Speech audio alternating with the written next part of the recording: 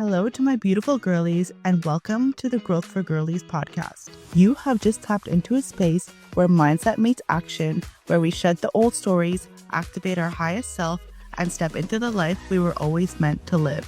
But girlies, this is not just another mindset shifting podcast. This is a behavior shifting podcast.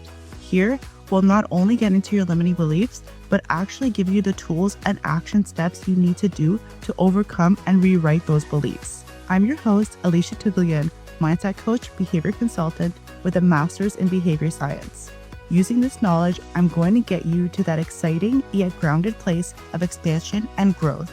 Each week, we dive into powerful topics that will leave you with that energetic download that you're going to need to get to your next step of alignment.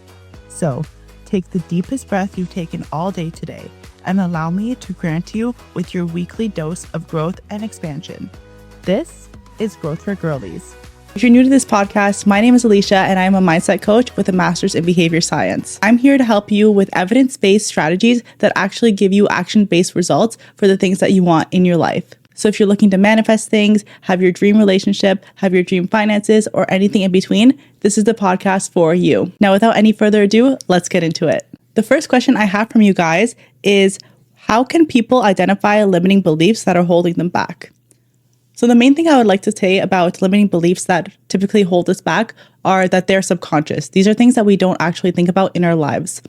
So it's very important to really sit down and think about, okay, how was I raised? What kind of beliefs did my parents have? What kind of beliefs do the people around me have and carry?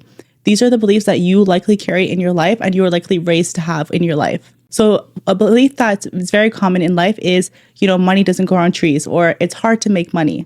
If you have a belief like this that likely was passed on from your parents, then you will know that you may not have the best relationship with money. You may think money is difficult to come across. You may think it's harder to find. You may struggle with money.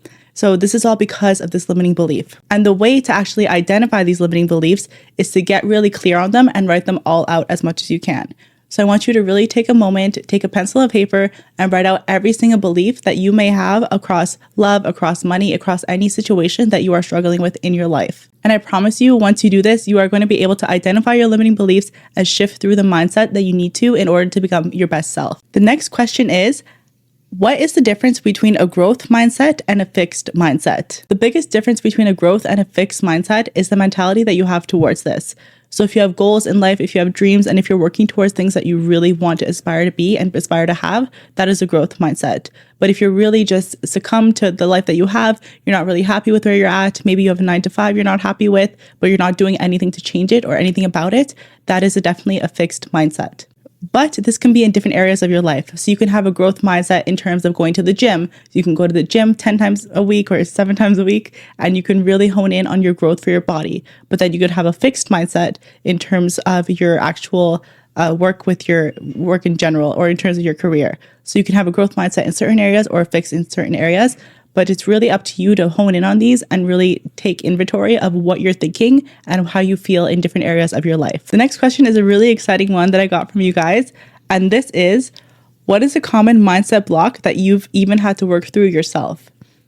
And for myself, a common mindset block, a lot like a lot of you guys, is the mindset that perhaps I'm not worthy enough of success or not worthy enough of a relationship that has like a loving partner for me. So these are things that we really have to work through, and it's okay to have. It's not a bad thing to have a limiting belief, and it's not a bad thing to have a mindset block or something that you don't want to be identifying with. But the only negative that this would be is that knowing that you have this and not doing anything about it or not doing anything to change this. So like I mentioned before, I really, really recommend that you hone in on these belief systems, write them all out, look at what you don't want in your life, and then reframe them. So change them up into becoming the beliefs that you want them to be. So if your belief is, I'm not worthy of a relationship, I want you to change that affirmation to, I deserve the best relationship possible, or I am worthy of the best relationship, or I have the best partner in the world. And those are things that you really want to hone in on, those affirmations. Repeat them in your life as much as you can. Repeat them in the mornings, at night. Repeat them, put them all over your walls, plaster them everywhere. It doesn't matter, but just make sure they are on repeat in order to rewire those neural pathways for you. Next question is, what can I actually do to change my belief systems in general, other than affirmations, other than identifying my limiting beliefs? What else can I do to speed up this process? And I got you guys, this is a very, very exciting question for me because I have so many answers, but I'm just going to start off with a few of them here. The main thing I would recommend for you guys, as you've probably already heard of me talk about, are overnight affirmations. And these are affirmations that you play while you're asleep, right? So when your brain is in a theta state while you're asleep, you actually hear these affirmations and they actually get absorbed into your subconscious mind at a much more easy and faster rate as opposed to when you're awake, because your brain is not turning away these affirmations, is not turning them away and saying that other affirmations are not real or your current mindset is real. It's really actually absorbing these mindsets and really taking them in for who they are and what they are. Another thing I would recommend is literally plastering affirmations all over your house. Like if you look around my house, there's affirmations everywhere, all over my kitchen, all over my bathroom, my living room, my bedroom. They are just everywhere. And that is because I really want to have a solid, safe space whenever I'm at home. Plus, whenever you have these affirmations along your house, you have no choice but to absorb them and take them in for what they are and to actually absorb them into your reality, because what you are the most exposed to in life is what actually ends up happening for you. So if you're most exposed to people that are negative or have negative beliefs or hate their jobs, then you're going to probably end up being a person that hates their job.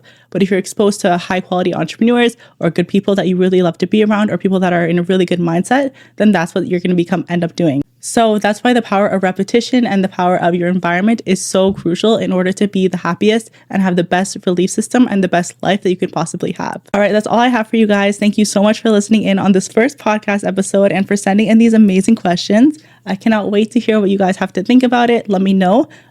Feel free to follow me on Instagram and TikTok and also on YouTube, which is at Growth For Girlies.